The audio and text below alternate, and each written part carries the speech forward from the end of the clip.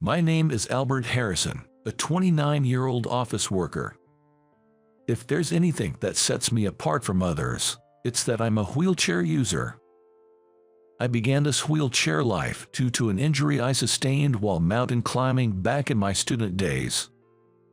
Many people tell me that there is no way I want to climb the mountain again after the injury, but I still do. Currently, I'm totally into free climbing. I work in a factory of a major metal processing company. I have no complaints about my working conditions, and I have a good relationship with everyone. I often think how blessed I am to be surrounded by such people. I thought I would always be in this factory, but a sudden transfer order came to me in spring. I was ordered to work at the head office. This surprised everyone in the factory, including the factory manager. It seems that the upper management wants to highlight the company's image of actively hiring people with disabilities. Though it's quite annoying to be shuffled around for such a reason, I'm an office worker. It's hard to go against the directives from above. So I left the factory I was familiar with and transferred to the head office where I didn't know anyone. I was transferred to the General Affairs Department of the head office. As I thought, it was a position allocated for disabled hiring. You could tell from the arrangement of the desks on my floor that they made various adjustments to accommodate me. The CEO directly told me, "We'll improve anything that makes you uncomfortable," and I became determined to contribute for the wheelchair users who will be employed in the future. "Nice to meet you, I'm Cindy Miller. I'll be your mentor until you get used to the head office," said a cute woman who looked like a small animal, extending her right hand. "I can do most things on my own, but when I need help, I hope you can assist me." When I said this, she replied, "Yes," with an energetic response. I felt slightly less tense, thinking that I might get along well with her. "Oh, you must be Albert. It's a real hassle that we've been handed to take care of you. It's quite troublesome for us too," said Ethan, the section manager, with a voice that suggested he attended many drinking parties. He seemed to be in his late 40s, with a prominent beer belly and peau skin. My first impression was that he seemed unhealthy. I was so taken aback by his appearance that I didn't even realize the extremely rude comment he had made. "I'm Albert, nice to meet you." Perhaps my response, which seemed to ignore Ethan's sarcastic comment, might have made things worse. He probably saw me as someone who's difficult to handle since I didn't react to his sarcastic comment. Ethan returned to his desk with a sour expression. "Don't mind him, he always talks like that," Cindy said, frowning. It seemed that Ethan was not well liked by his subordinates.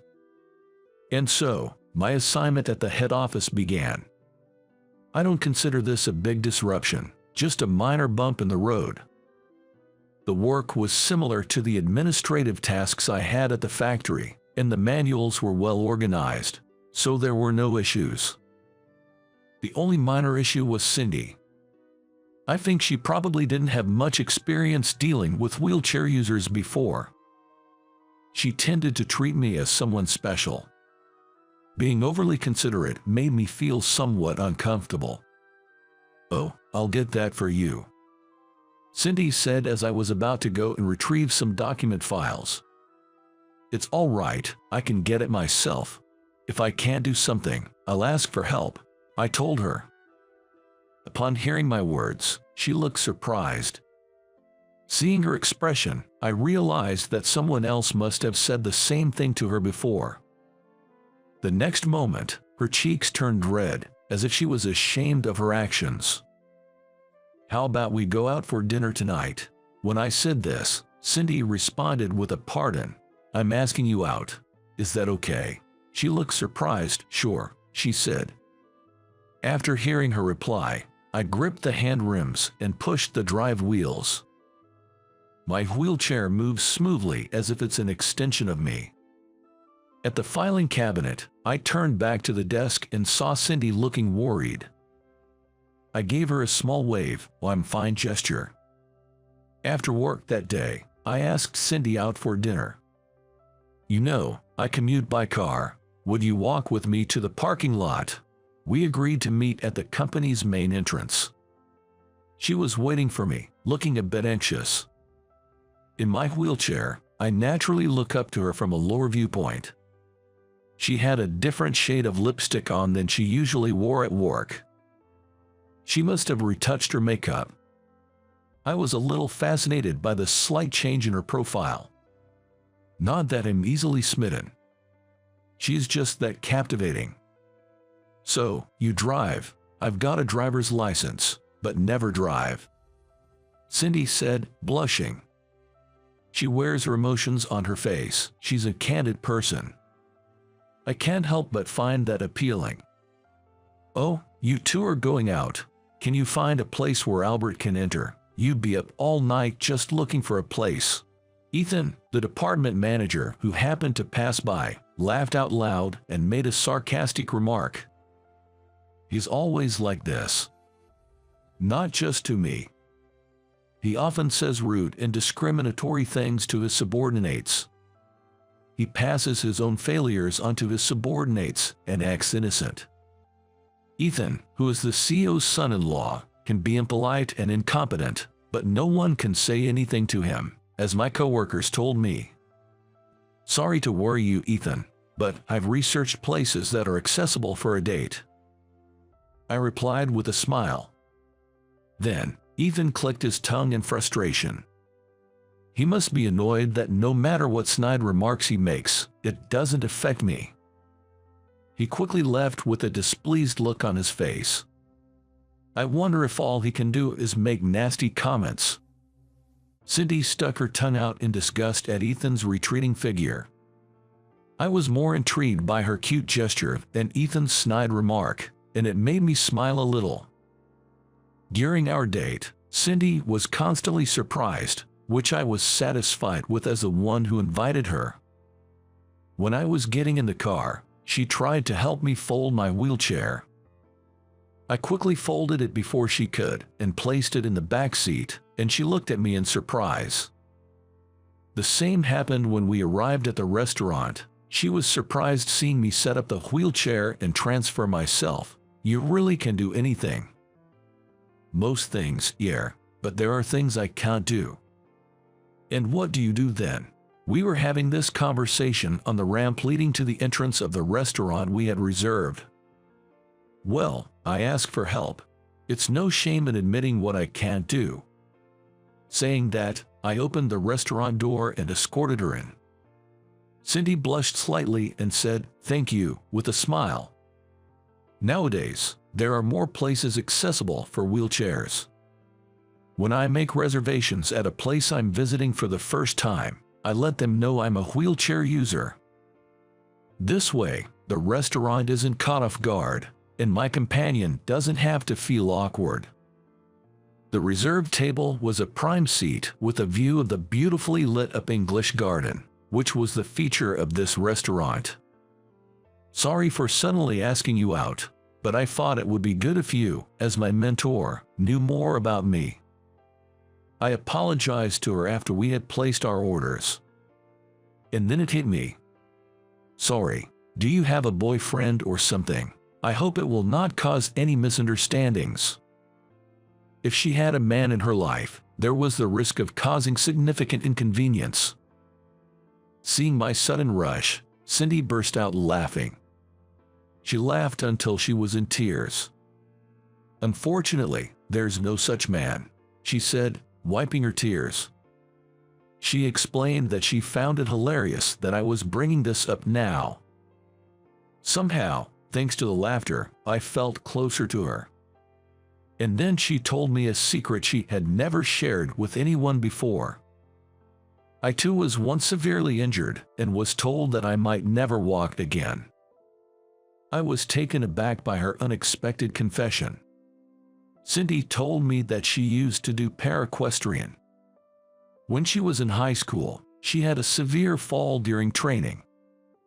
At that time, the doctors had made such a prognosis. When I remember the despair I felt at that time, I still wake up at night, even now. That was something I had also experienced. What had been normal for me until then was no longer normal. I was overwhelmed with anxiety about how my life would change from then on.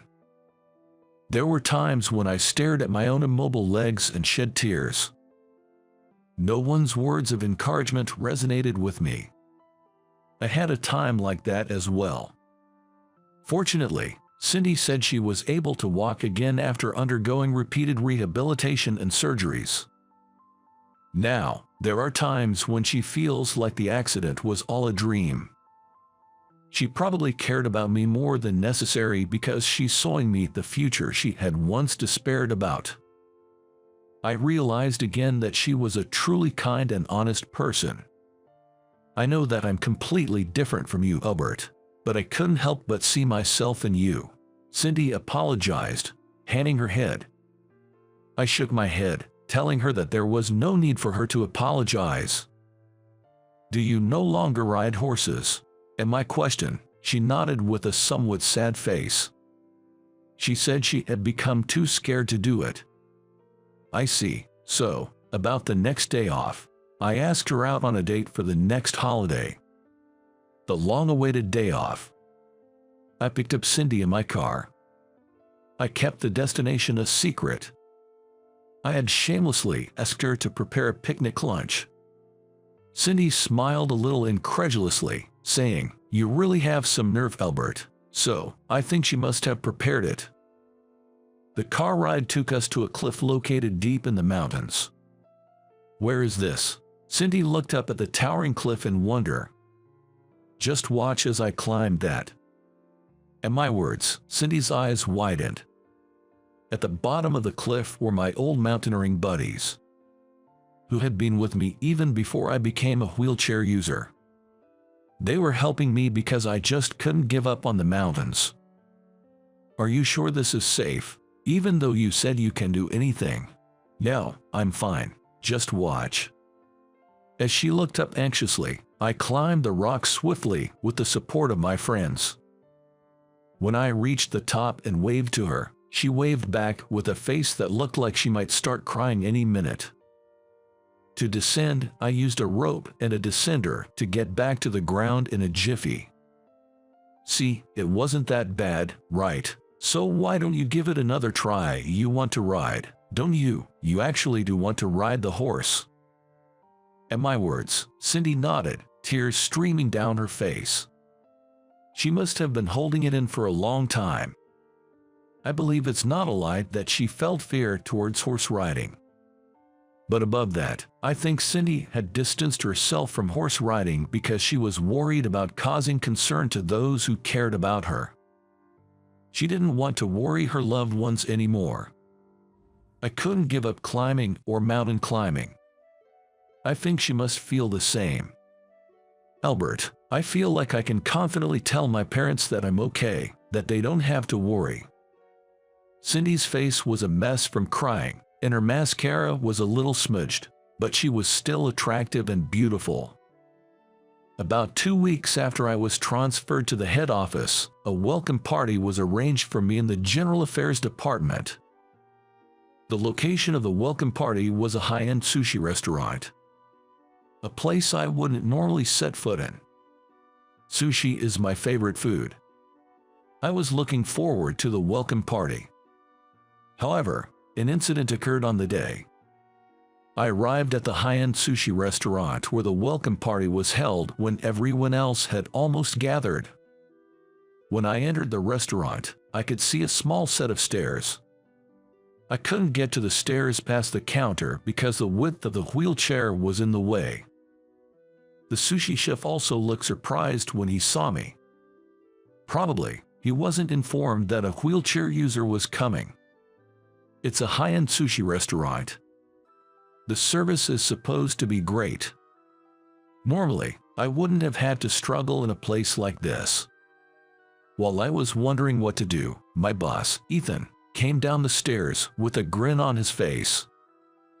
"Oh, can you get through there? That's too bad. You can't pass because you were on that thing." Cindy and a few of my colleagues behind me held their breath. Ethan seemed a bit drunk. He was laughing while loosening his sloppy tie. "All right, since it's just that you can't pass, you should just crawl here." Ethan was laughing hysterically at his own words. The atmosphere in the place froze instantly. All I had on my mind was sushi, and honestly, I didn't even want to deal with Ethan. "Come on, crawl over here. You said you wanted to eat sushi, didn't you?" The one who snapped at this provocation was Cindy. She slipped past me and walked briskly towards Ethan. Then she grabbed Ethan's tie.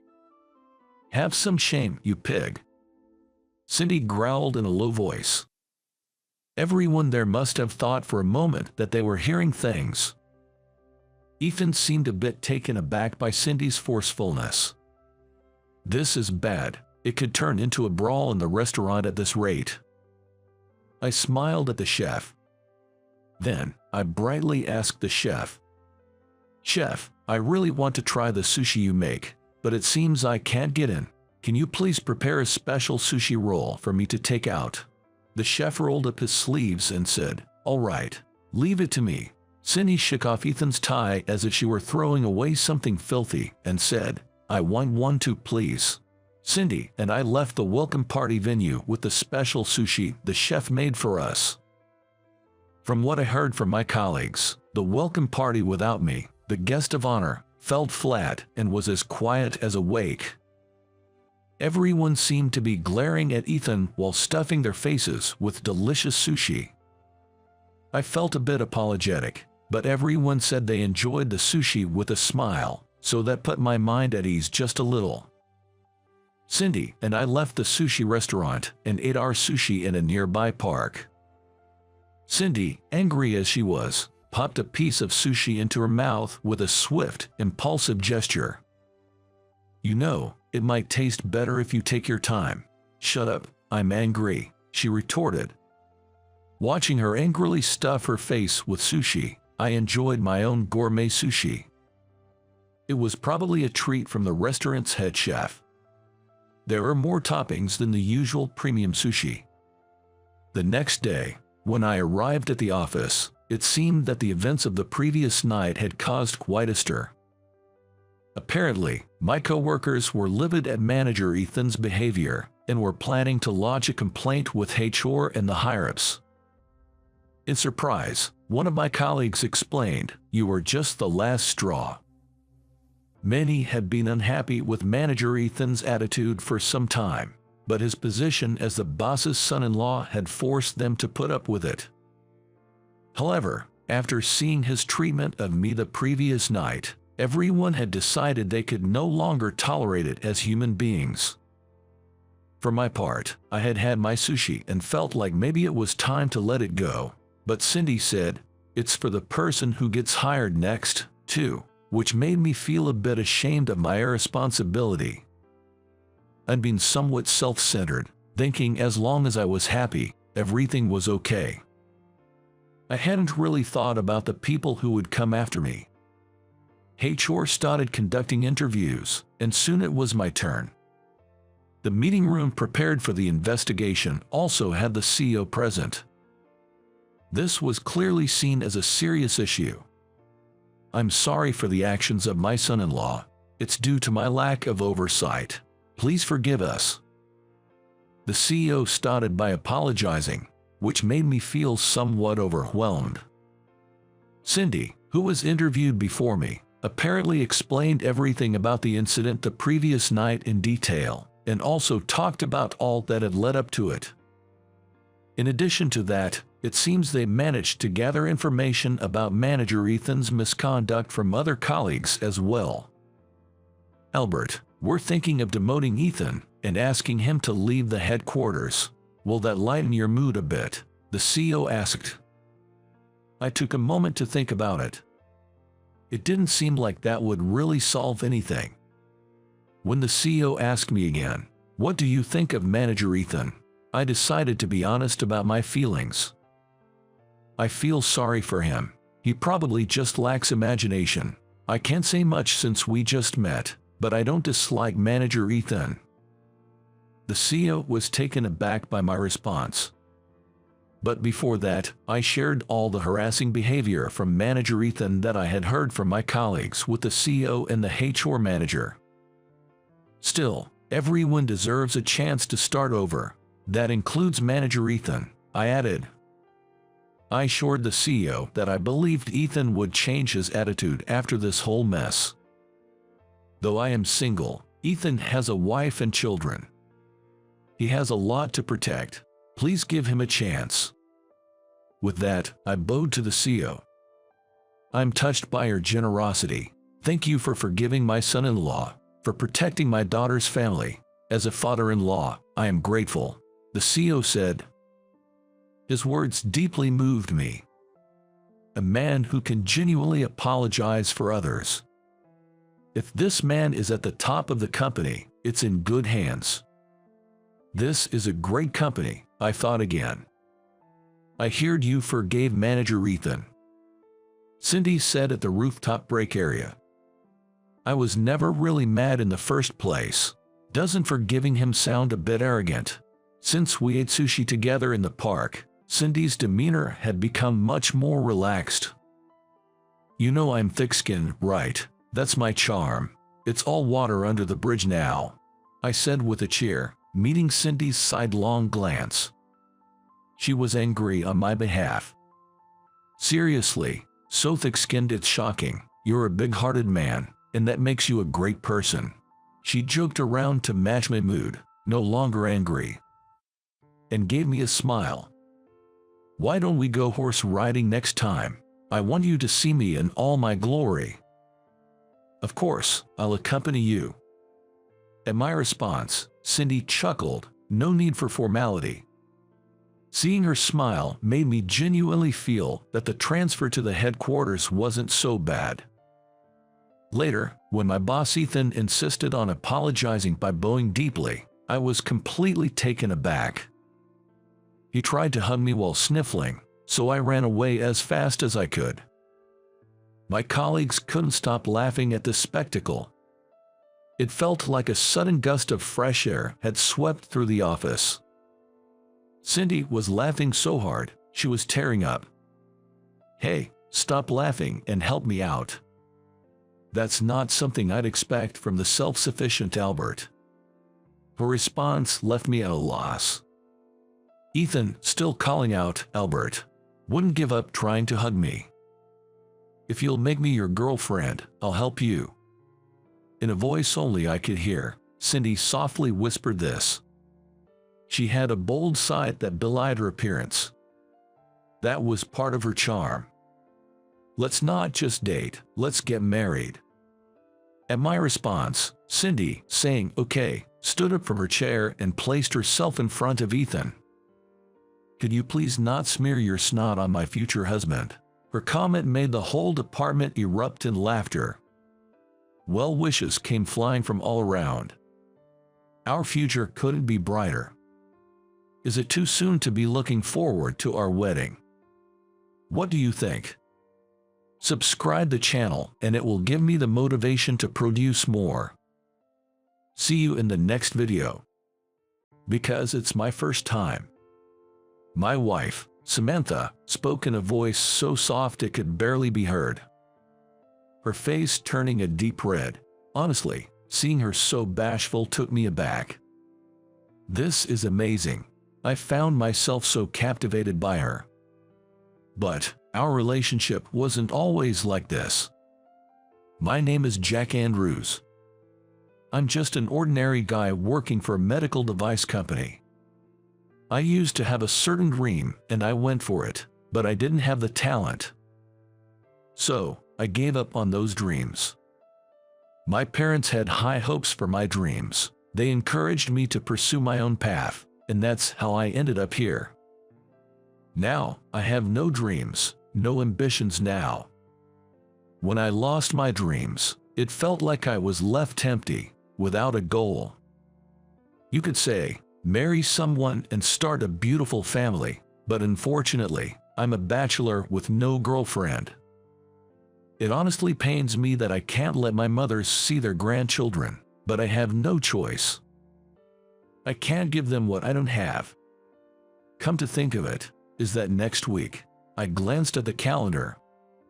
Actually, I've been asked by my parents to return home next week.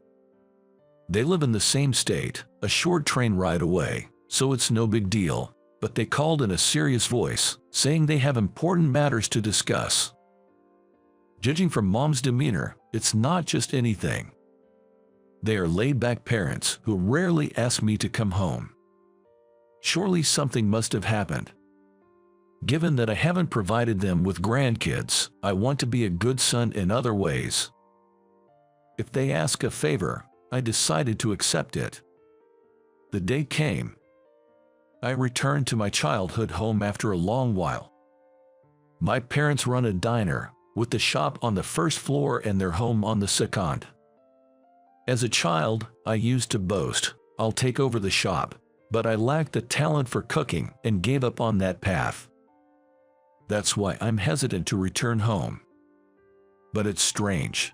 They should be open every day except Thursday. It's odd, the shop sign isn't out. Are they closed just for today?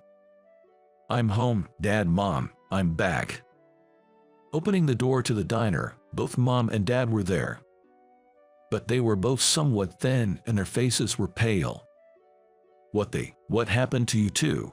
I hastily approached them and they explained the situation, heads bowed. Apparently, a family restaurant opened up nearby, and our diner started losing customers. They tried their best to bounce back, but the customers only dwindled. When Dad started investigating why we had such a sudden drop in customers, he said there were anonymous rumors flying around about my dad's restaurant. Claims of seeing cockroaches, or the diner being dirty due to its oldness. There were strange rumors going around. There's no way to stop what people say. Despite my parents' efforts, the business sales only continued to decline. They even ended up in debt, which eventually made it impossible to keep the diner open. Even if we close the diner, the debt remains. Worst case, we might have to sell our home. We're sorry if you lose home to return to. Dad had tears of frustration in his eyes. His voice was shaking, and I've never seen him like this. Can't something be done? At least about the debt. The debt is $80,000. We are looking for a place to get a loan, but... Dad hung his head down. He must have done all he could. But without any solutions, he confessed to me. In desperation, I turned my gaze to Mom. And Mom, can't you ask for help from your friends? Well, I did talk to them, actually. One of my friends mentioned she might be able to help, but there is a condition. I leaned in, eager to hear more. Regardless of what the condition was, it was worth listening if help was on the table. Yet, Mom kept her head down, hesitant to elaborate. Encouraged by Dad, Mom finally broke her silence. The condition: she proposed marriage to her daughter. What? You know I used to go to the flower arrangement class, right? That's where I met her. Her husband is a CEO of a leading company, and their daughter apparently doesn't have anyone she's seeing. According to Mom, this daughter, Samantha, is shy and hasn't been able to find a partner, even though she wants to get married. This friend of Mom's seems to be very family-oriented, and said she would be willing to help us out if I marry Samantha and become part of their family. But Chag has the right to choose his own partner. I don't want to deprive your future because of our debts. No, I'll take the deal. I told my decision to my worried mother. I couldn't take over the family business. I couldn't protect this place that had always been precious to me since I was born. So, if getting married is what it takes to save the business, I'll do it. And after all, she's a CEO's daughter. It's a rare opportunity for an ordinary guy like me to have a connection with someone like that. There was a part of me that thinks it's a lucky break, the chance to help the business and maybe gain a partner and some connections. There weren't many downsides for me, so I decided to go ahead with it. But I see why she's not finding a husband. The day I met with Samantha, that was the thought running through my mind. She must be shy, indeed. Her gaze occasionally wandered away, like she couldn't look directly at me. On the other hand, I couldn't take my eyes off of Samantha. Well, to be more accurate, off her figure. Her double chin was so prominent that it looked like she didn't have a neck. And not just her neck. She didn't have a waistline. Typically, even average-sized women have some curves. But Samantha had none. If I were to compare her shape to something, it would be to a certain blue, feline-shaped robot from the future. I don't like to criticize people's appearances, but I have to admit, she had a strong impact. If you ask me if I wanted to marry her, I'd say no without hesitation, but I am not in the position to say that right now. Nice to meet you, I'm Samantha. I'm Jack. Pleasure to meet you. Samantha shyly responded and made her greeting. I also nodded in response, and after discussing, we officially became engaged. A month later, we got married and officially became a couple. There was some discussion about living together, but marriage was a non-negotiable condition for repaying the debt. I had no reason to refuse. Perhaps understanding the situation, Samantha suggested that we don't force ourselves to live like a typical married couple, but let's come together in our own way. So we ended up sharing a bedroom, but not a bed. The so-called wedding night has not yet taken place. Well, with Samantha's physique, sharing a bed would honestly be a squeeze. We were both used to living alone, so it was a bit awkward at first. But it seems that Samantha had always aspired to be a typical wife. Good morning. I tried making breakfast, if you like, please. Just before I left for work. Samantha, who had gotten up early, had prepared breakfast. Chicken soup, fish, and omelet. It was a hearty meal. The aroma of the food tickled my nostrils, stimulating my empty stomach. This is delicious. Even though I quit, I once aspired to be a chef. I have a discerning palate for food. So, I can say with confidence, Samantha's soup is truly delicious. And it's not just the soup. The seasoning of the fish is just right, and the omelet, its color, shape, and taste are all perfect. The quality is as good as any restaurant. This is amazing. It must have been tough to make breakfast of this level, right? It's delicious. I was so engrossed in my breakfast, Samantha's face gradually turned red. I'm glad. Be confident. I'm a diner owner's son. After all, Samantha, you're a great cook. With that, I finished my meal, not hiding my genuine opinion. Samantha, she shyly hid her face behind the tray she was holding. Well, I've never served my homemade food to anyone before. I'm happy. Though she appeared extremely shy, seeing Samantha genuinely happy was adorable. They say don't judge a book by its cover, and that might be true. Samantha, aside from her looks, has a very playful and adorable personality. She's so domestic that you'd forget she's a CEO's daughter, and she almost flawlessly manages household chores. Except, it seems like she's not very good at doing laundry. The other day she ended up turning all my shirts blue. She seems to still be getting used to sorting by colors. I'm sorry. They've turned completely blue, haven't they? I've made that mistake before too. A mistake that would depress me if I had made it, somehow becomes forgivable when Samantha does it. I slowly fell in love with Samantha. At first, I wasn't sure what was going to happen, but by the time we had been living together for 6 months. What am I going to do? The doctor said I might not be able to have a baby. One day, Samantha came home crying. Apparently, something had come up during her health checkup. I can guess why. I don't necessarily expect us to have children, so don't cry so much. But with my current figure, you won't be able to hold me, Jack. I choked up. Emotionally, I am perfectly able to love Samantha. But it's pretty tough with her 200 pounds figure. While I was struggling for words, Samantha seemed to make up her mind, looking at me determinedly. I've decided, I'm going on a diet. What? I want to live a long life, and I want children. Also, I want to walk proudly by your side, Jack. I can't stop Samantha, who says this while blushing. Samantha made up her mind, and thus, she began her diet. Exercise is good for health, so I also joined her in the effort. I was just starting to worry about my waistline. I suppose I've put on some happy weight. It can't be helped, Samantha's cooking is too delicious. We go jogging together before work and walking every night. But, as expected, it's not easy to keep up. I can't do it anymore. I won't spoil Samantha when she whines like that.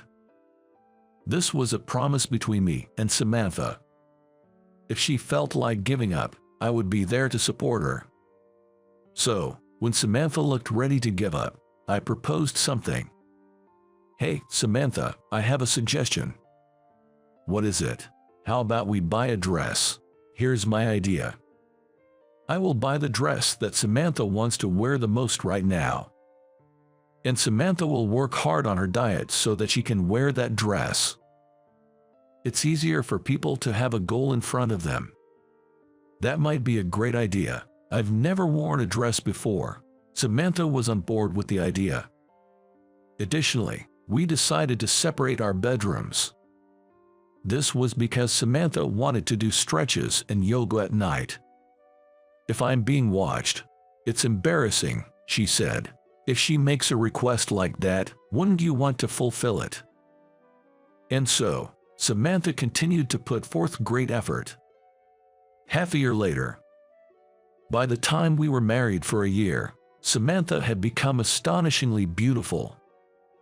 I hadn't realized it because she was overweight, but she originally had a good figure. With her chest and butt standing out and her waist slimmed down, Samantha, now with a great figure, looked like a different person. Her weight dropped to the goal weight of 117 pounds, and Samantha came running to me, beaming with joy. Jack, I'm going to try on that dress today. Really, I'm going to change in the bedroom. Wait for me here. With that, Samantha headed to her bedroom. The bedroom, come to think of it, for the past year, we haven't slept in the same bed, had we? With the way Samantha is now, we could probably share a bed. In fact, isn't this the first time I've been allowed into her bedroom since she lost weight? Thinking like that, it felt almost like our wedding night. After all, Samantha had always strictly kept me out of her bedroom. It's your first time in my room, isn't it? I'm looking forward to our first night.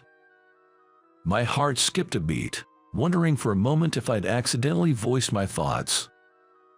As if she had read my mind, Samantha laughed, "I'll be changed," and shut the bedroom door. After a year together, we were comfortable enough to joke around like that.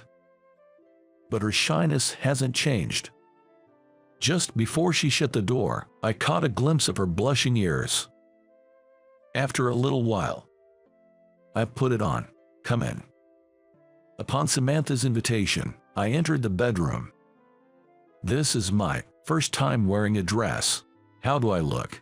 There stood Samantha, blushing, yet gracefully wearing the red dress I'd bought. She looked stunning. Her beauty, resembling that of a goddess, left me dumbstruck. This is incredible. You look stunning. Those were the only commonplace words I could muster up. Samantha was that beautiful. She was enchanting and alluring. Yet, despite her appeal, she was blushing and fidgeting adorably. Do I look weird? Not at all. You're beyond beautiful. Really, truly. Yeah, I'd rather not have you walk around outside like that, though." Upon hearing that, Samantha chuckled happily. "Oh, stop it, but I'm flattered.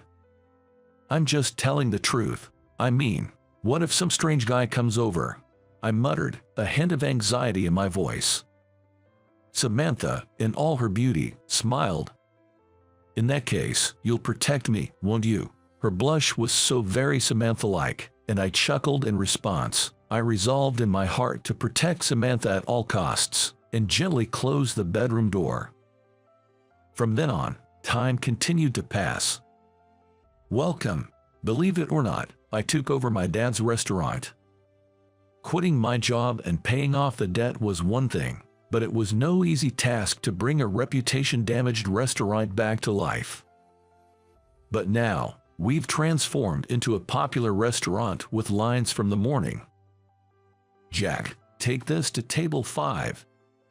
"Got it, Samantha. How's the meal for table 8? It's almost ready."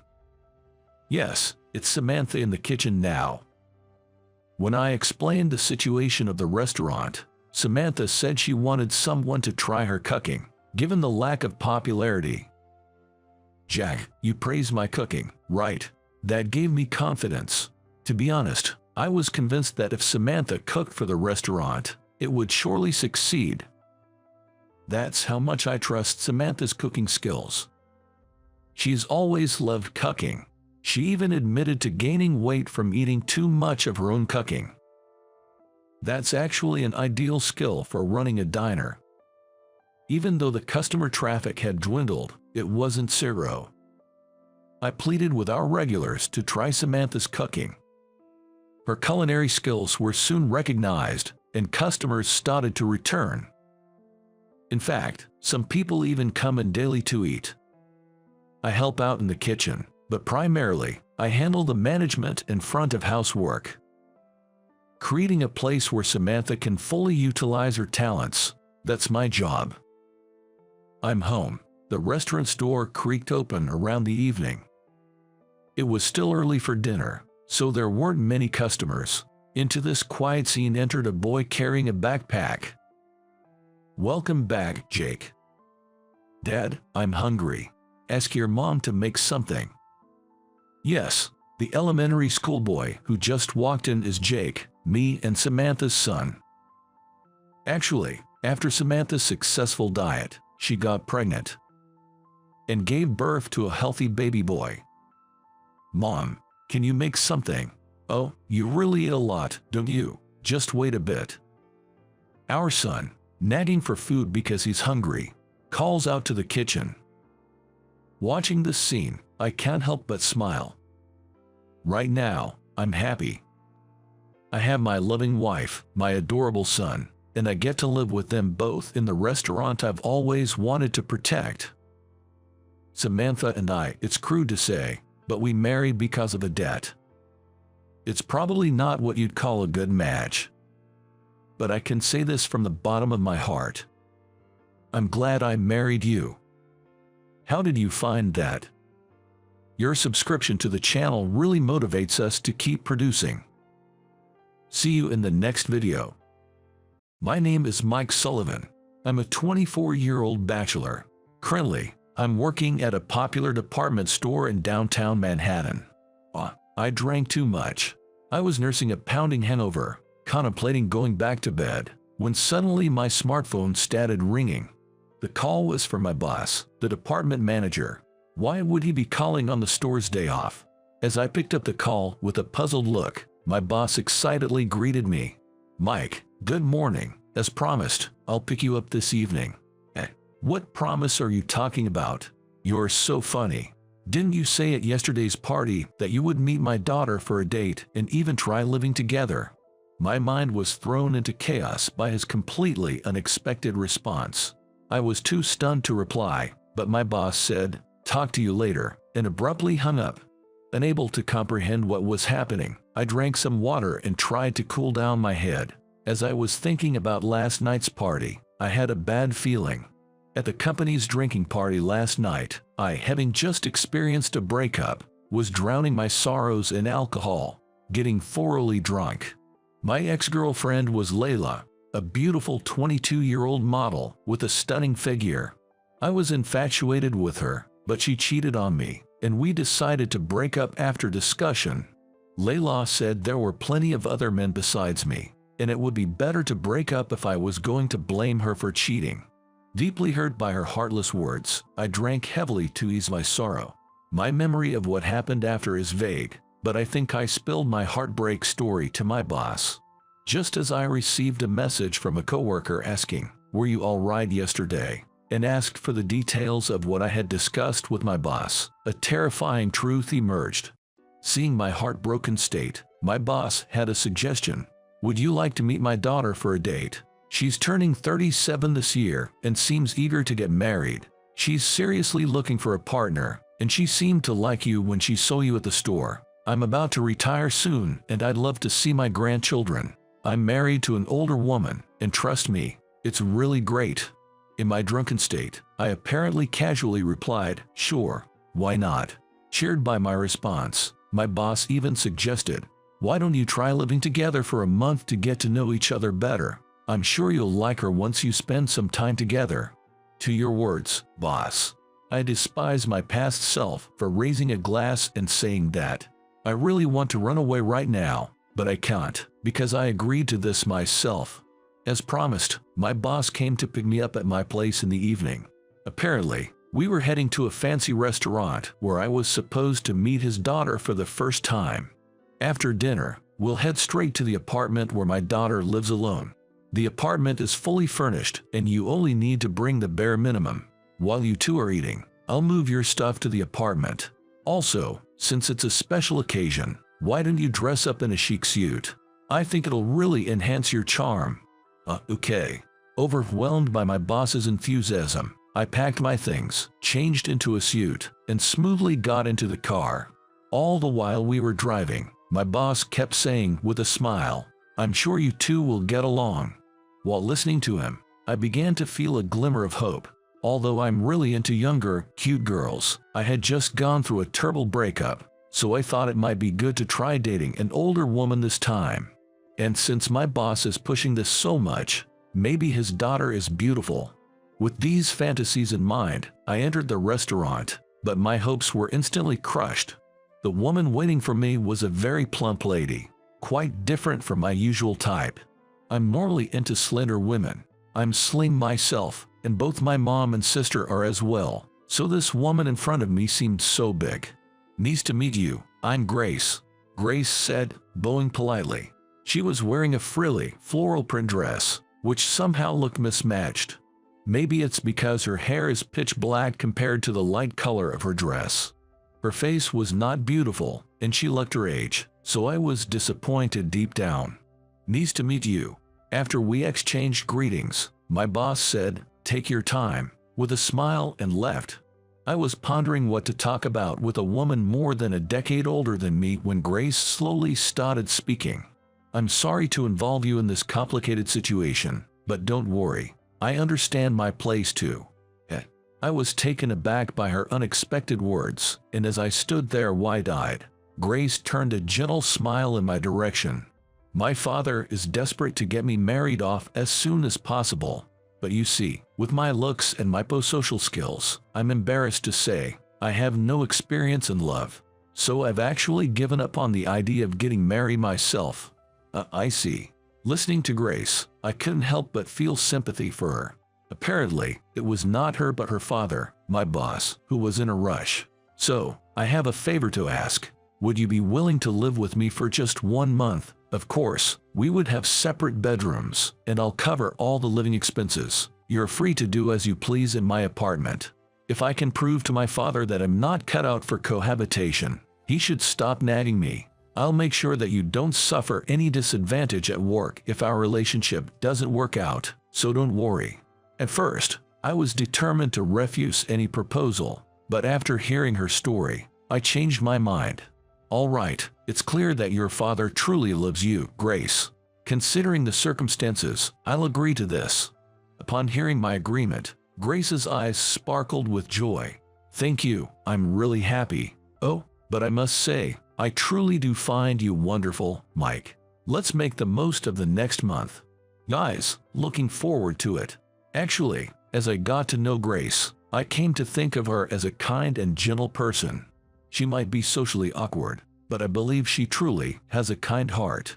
Of course, she's not exactly my type, and while I feel guilty towards her for harboring feelings towards me, the chances of anything romantic happening between us are practically non-existent.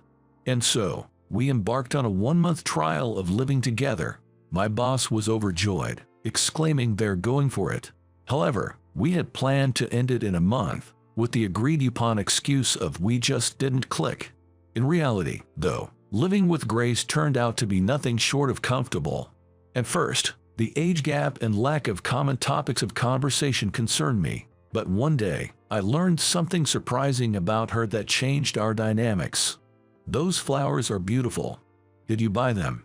When I asked about the small white flower arrangement adorning the windowsill, Grace shook her head. No, I made that. You made that, Grace. I didn't know anything about her, but it turns out Grace was actually a flower arrangement instructor. As someone with a keen interest in fashion and art and working at a department store, I was intrigued by her work. What was your inspiration for this arrangement? When I asked, Grace's eyes sparkled as she explained her creation. This white flower is called a snowdrop. Isn't it gorgeous? I imagined a silvery world and used the snowdrop as the main element to express the sparkling beauty of winter. Hearing her explain her unique worldview, I found Grace incredibly fascinating. Chatting about the arrangements was so enjoyable that time flew by. Initially, we planned to have separate meals, but I found myself wanting to spend more time with her. Without even realizing it, we naturally started sharing meals together. Grace was quite skilled in household chores, especially cooking, which she could have been a professional at. Initially, we planned to split household chores, but Grace being an early riser, the house was always spotless by the time I woke up. Feeling guilty, I offered to help, but Grace said I was the one who imposed this arrangement. In the end, aside from doing the laundry and cleaning my own room, Grace took care of all the chores. I was living in a consistently clean and organized house, with well-balanced and delicious meals. The comfort was unsurpassed. At work, my boss often checked in on our situation. How's living with my daughter, Mike? It's really enjoyable. Grace is excellent with household chores. I'm truly grateful. That's good to hear. She's always saying love is impossible for someone like me. She's our precious daughter, but she always puts herself down. Hearing my boss's story, an idea popped into my head. I'd been wanting to thank Grace, who always prepared delicious meals, so I decided to make her a present in my own way. I found a piece of fabric that would suit her and decided to use my sewing skills to make her a custom-made piece from scratch. My mother was a sewing instructor, and sewing is my secret hobby. I currently manage the fashion floor at a department store. Of course, in order to make the dress, I needed to take her measurements. When I told Grace about my plan, she was thrilled. Oh, thank you. I'll leave the measurements to you then, Mike. Yes, please.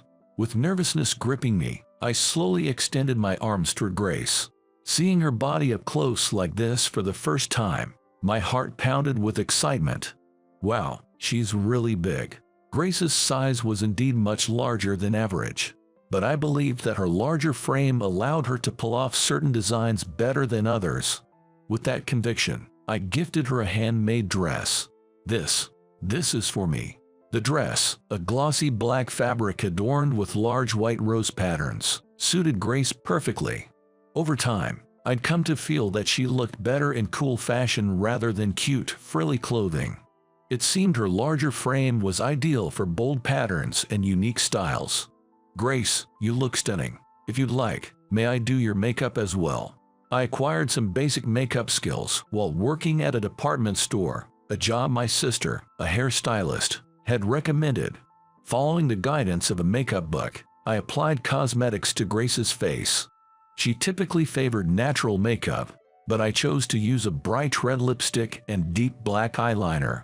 As I had expected, the intense makeup complemented her raven black hair. No way, I don't even recognize myself. Grace, You really pull off this unique style. Well, this is a first for me, but I think I like it. I used to only wear frilly, floral clothing because my mother liked it. I see. Grace had been influenced by her mother to wear such clothing in the past. I always hated how I looked. I thought makeup was pointless, but it really does make a difference, doesn't it? Yes, this kind of style isn't for everyone, so it's really special when someone can pull it off like you can. Please have confidence. You're incredibly attractive, Grace. As soon as those words left my mouth, I felt my cheeks heat up. It wasn't flattery. I genuinely felt it. Grace, standing before me, was truly beautiful. I had never thought I would see her in this light. Mike, thank you, I'm really happy. With those words, Grace gave me a sweet smile. Seeing her joy-filled face made my heart swell. Age didn't matter anymore. Only 3 weeks into living together, I came to genuinely like her. At first, I was put off by her larger size, but I grew accustomed to it, and above all, I was entirely smitten with her personality. Before the trial period was over, I needed to express my feelings. I resolved to take Grace shopping on my next day off. We would look for clothing that suited her new style. I decided to confess my feelings. Amid all this, I received a message from my ex, Layla, saying she wanted to get back together. If it had been the old me, I would have gladly accepted her invitation, but not now. I clearly told Layla, I can't. Grace was the only one in my heart now. I resolved to forget the past and look forward to tomorrow's date. But on the date with Grace, something unexpected happened. Oh, Mike, is that you? I was taken by surprise when we bumped into Layla while walking down the shopping district with Grace. Grace looked at Layla, clearly puzzled, while Layla sized her up with an intrusive stare. The Layla was more traditionally attractive than Grace. Seeing her make such a face didn't make her look beautiful. Mike, did you lose your mind after I dumped you? You always like slim, beautiful women like me, right? Walking around with a large, older woman like her, your taste has really gone downhill. Layla's hurtful words left Grace frozen in shock. Layla then sauntered up to me, purring in a sultry voice. Hey, Mike, wake up. Let's start over. I'm way better than that old lady. I couldn't hold back any longer and interrupted Layla. Don't disrespect the person I care about.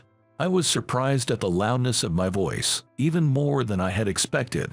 Layla and Grace, too, were taken aback by my sudden change in demeanor, eyes wide with surprise. Grace is the most important person in the world to me. She is far more wonderful to me than someone who belittles others like you, Layla.